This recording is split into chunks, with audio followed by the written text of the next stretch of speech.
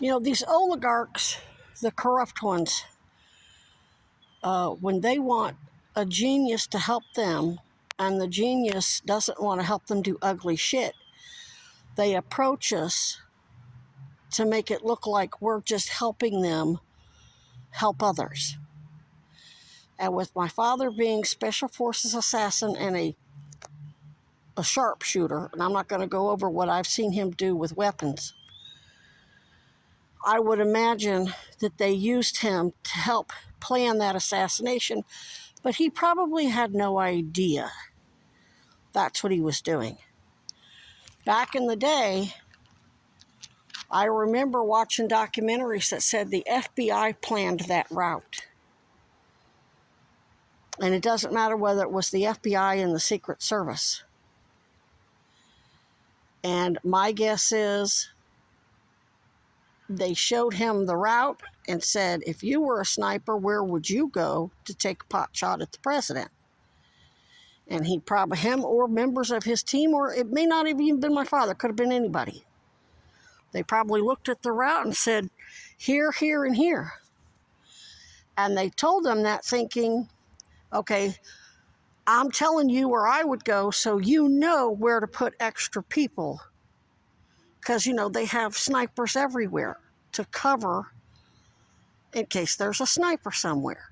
So whoever they consulted on that route as a sniper may not have had any idea that they were looking for places to put their own snipers to carry out an assassination, whereas military people like my father probably thought they were showing them their weak spots so they would know how to cover their butt and put people there to make sure that the sniper, if let's say there was a sniper there, they're going to have extra people, extra undercovers there to watch in case somebody busts out a rifle.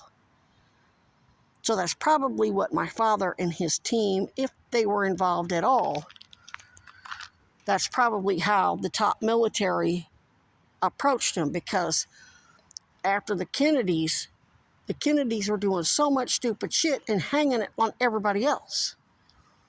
They ended up having to take care of Marilyn Monroe. Bobby Kennedy ended up having to do that himself with some doctor who made sure that Marilyn Monroe didn't get the adrenaline shot, who fucked up the thing and broke the needle off on her rib. Because everybody knew when you're Special Forces, you work with the FBI and CIA, and they knew, all of the people in the military knew damn well Hoover and the CIA had Marilyn Monroe's place bugged, and God knows where else.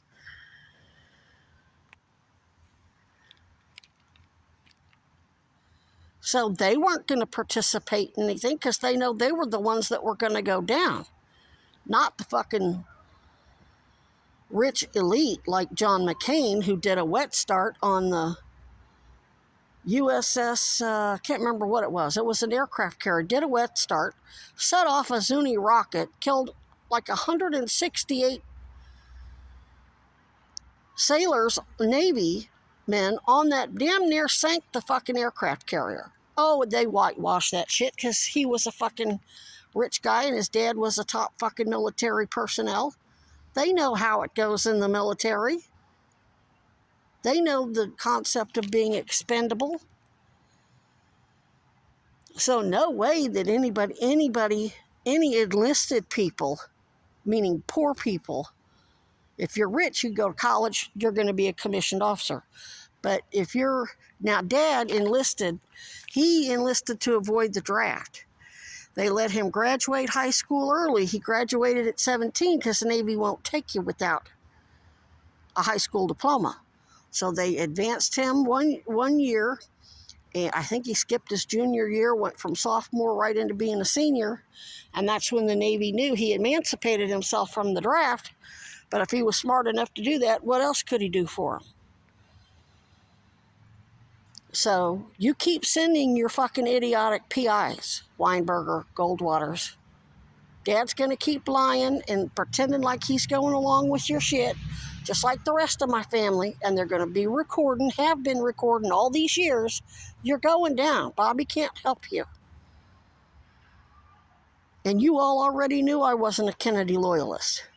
I pretended to be when Tara Marshall said, yeah, Martin Luther King and the Kennedys, they were philandering.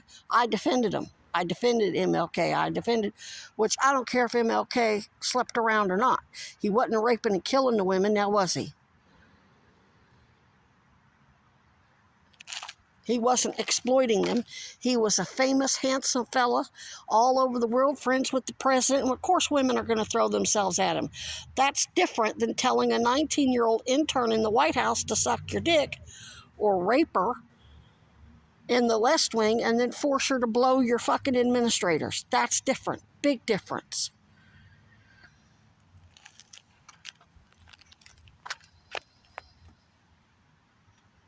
Big difference in forcing people and stealing their intellectual property and killing them and being a famous whatever and having women throw themselves at you.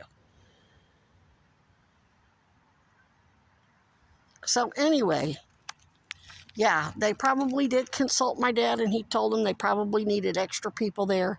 And instead of extra people to cover it, that's where they sent their fucking snipers. Or maybe, I remember somebody, at one point, somebody blew the whistle and said, do not, told them to change that route. There was too many vulnerabilities. And I would imagine that would be people like my father and other people who could see that route is no good. You're given too many opportunities for snipers. But for whatever reason, the Kennedys went along with it. Not like they had much choice. What are they going to do? This is why you don't make the same fuck-ups as the people you claim you're against. For those of you here in Vermont. And I fucking told you this years ago. Plus again last month. Or a couple months ago when the lung collapsed again.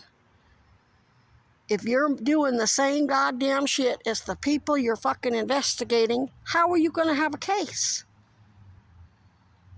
Some of you were just following orders and you thought, oh, well, it's a matter of national security that we kill you. Yeah, now my parents have hella lawsuits.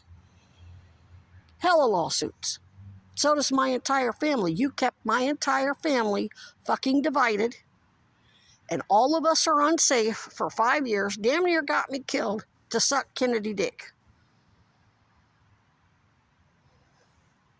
So clean up your mess so you don't have to get hit with a bunch of lawsuits from my family. And if I die, it's going to be real serious charges.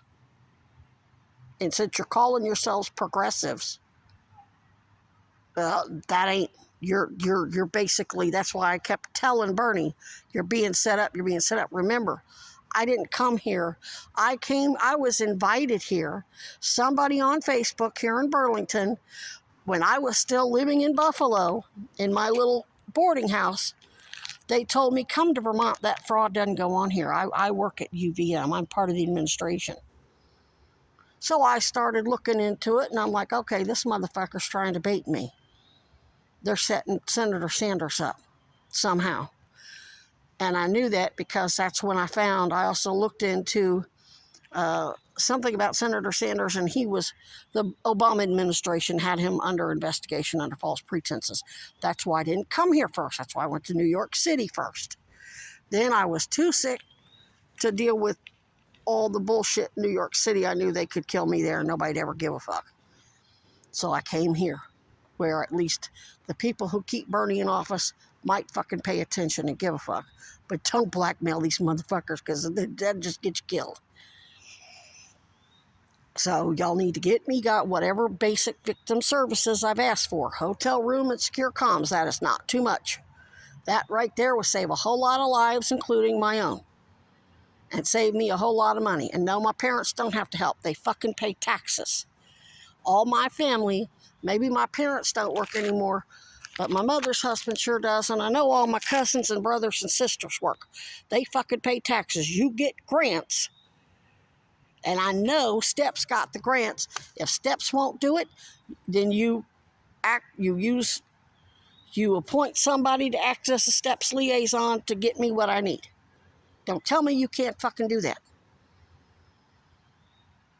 Don't tell me Sarah George or Mulvaney Stanek don't have people in their offices that can call steps and say, you get federal funding to get people, domestic violence victims, the shit they need, and you're refusing to do it. And we know you're refusing to do it because we've got taps on Miss Moore's phone and we're listening to you lie to her and call her crazy and then falsify your records.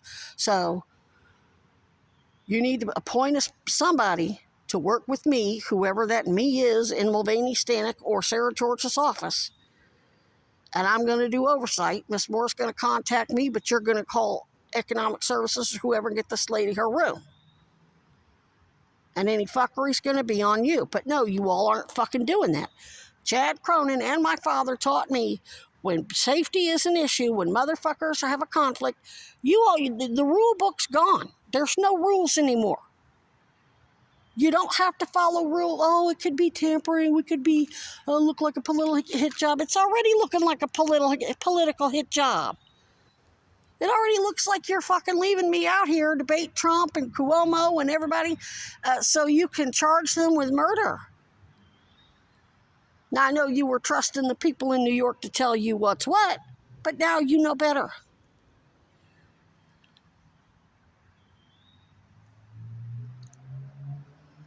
I'm trying to help you, and you don't fucking listen.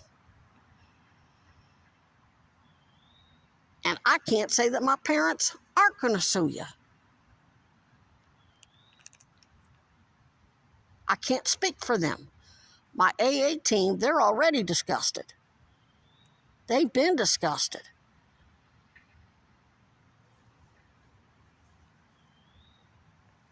I don't know what else to tell y'all. I really don't. This ain't rocket science. You know, if everybody who's supposed to handle me as a victim's advocate is conflicted, you can especially appoint somebody to do it. Well, are you setting us up? You're setting yourselves up. It ain't me setting you up. I've been telling you the truth in as much as I can without fucking secure communication. Which means in person, in an office, no bugs, under oath with a detective or victim's advocate which is technically a cop for koozie, whatever. You've already got plenty on these motherfuckers to make sure they don't get bail.